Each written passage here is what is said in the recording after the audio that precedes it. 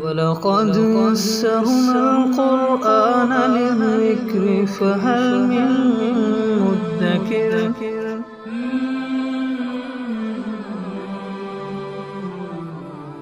سورۃ النساء آیت نمبر 23۔ اعوذ باللہ من الشیطان الرجیم، بسم اللہ الرحمن الرحیم۔ حرمت علیکم امہاتکم وبناتکم واخواتکم وعماتکم وخالاتکم وبنات الاخ وبنات الاخت وامہاتکم اللاتی ارضعنکم واخواتکم من الرضاعہ وأمهات نسائكم وربائبكم اللاتي في حجوركم من نسائكم اللاتي دخلتم بهن فإن لم تكونوا دخلتم بهن فلا جناح عليكم وحلائل أبنائكم الذين من أصلابكم وأن تجمعوا بين الأختين إلا ما قد سلف ان اللہ کان غفورا رحیما۔ سابقہ آیات میں یہ حکم گزرا تھا کہ جو باپ کی منکوحہ ہے یعنی ستیلی ماں، اس سے نکاح جائز نہیں۔ اس آیت مبارکہ میں ان تمام محرمات کو بیان کیا جا رہا ہے جن سے ابدی طور پر نکاح حرام ہے۔ تو ارشاد فرمایا کہ حرمت علیکم امہاتکم، تم پر حرام قرار دے دی گئی تمہاری مائیں، چاہے وہ حقیقی ماں ہو چاہے ستیلی ماں ہو۔ وہ بناتکم،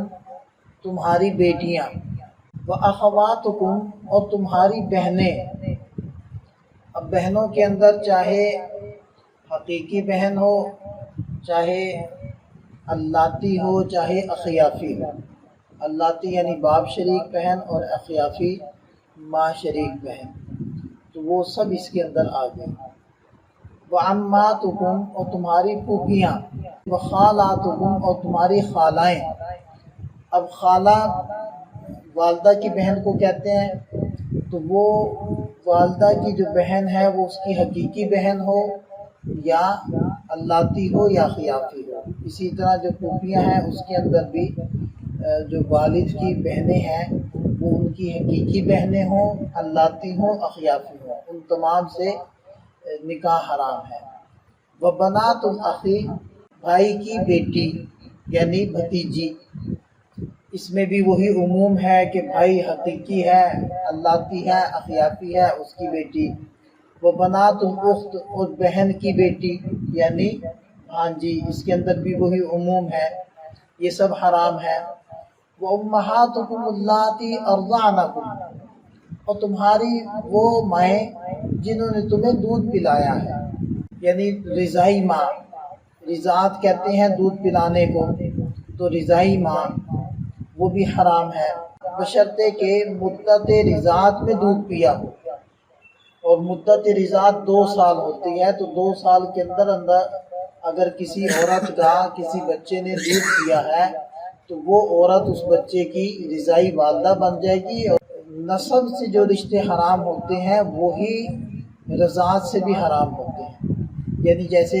حقیقی والدہ ہے تو حقیقی والدہ کا جو خامد ہے وہ والد ہوتا ہے، حقیقی والدہ کے جو بھائی ہیں وہ ماموں ہوتے ہیں، اور اس کی جو بہنیں ہیں وہ خالائیں ہوتی ہیں۔ بالکل سیم یہی سارے رشتے وہ قائم ہو جائیں گے رضائی ماں کے ذریعے سے۔ تو رضائی ماں کا جو خامد ہوگا وہ والد ہو جائے گا، اور اس کے جو والد کے جو بھائی ہوں گے وہ چچا ہو جائیں گے، اور اس کی جو بہنیں ہوں گی وہ پھوپھیاں بن جائیں گی، اور رضائی والدہ کی جو بہنیں ہوں گی وہ خالائیں بن جائیں گی، یعنی سارے رشتے اسی طرح قائم ہو جائیں گے،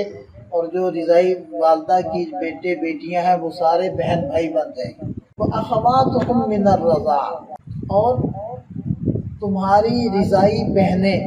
یعنی وہ لڑکی جس نے اور آپ نے کسی ایک عورت کا دودھ پیا ہے تو وہ رضائی بہن بن گئی، تو اس سے نکاح حرام ہے۔ البتہ اس کی جو آگے حقیقی بہن ہے اس سے نکاح حرام نہیں ہے، یہاں اس کی جو حقیقی والدہ ہے اس سے نکاح حرام نہیں ہے، یہ صرف رشتہ ہوا ہے اس لڑکی کے ساتھ جس لڑکی نے اور آپ نے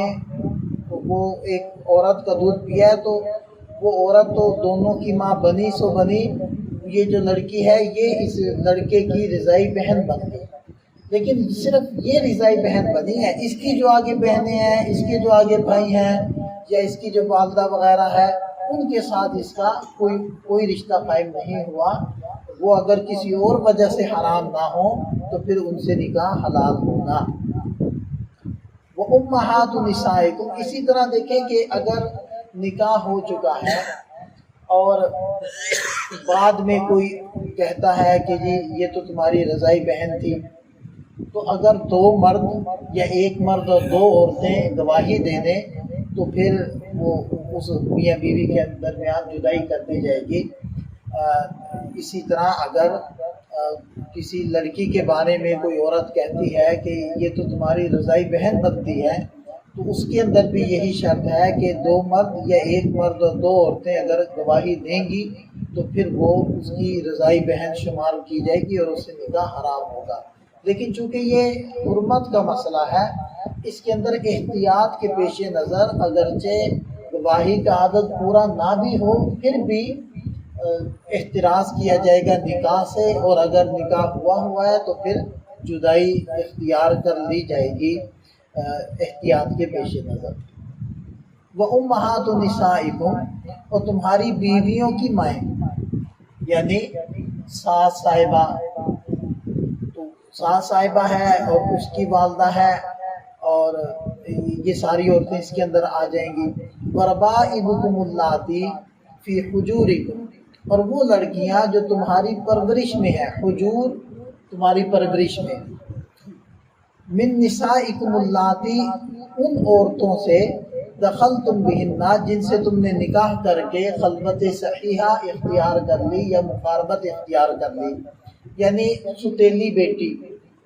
ستیلی بیٹی سے بھی نکاح حرام ہے۔ فَإِن لَمْ تَكُونُوا دَخَلْتُمْ بِهِنَّ، پھر اگر تم نے ان کی ماں سے نکاح کر لینے کے بعد مقاربت اختیار نہیں کی اور اس سے پہلے ہی طلاق کی نوبت آ گئی، تو پھر وہ جو ربیبہ ہوگی یعنی کہ ستیلی بیٹی، تو اس سے نکاح جائز ہوگا، کیونکہ ظاہری بات ہے جب اس کی والدہ کے ساتھ زوجیت کا رشتہ ہی قائم نہیں ہوا، یعنی کہ نکاح ہوتے ہی طلاق ہو گئی، تو پھر یہ اس کی ستیلی بیٹی حقیقت میں پھر نہیں بنے گی۔ وَحَلَائِلُ أَبْنَائِكُمُ الَّذِينَ مِنْ أَصْلَابِكُمْ، اور جو تمہارے حقیقی بیٹے ہیں، اصلاب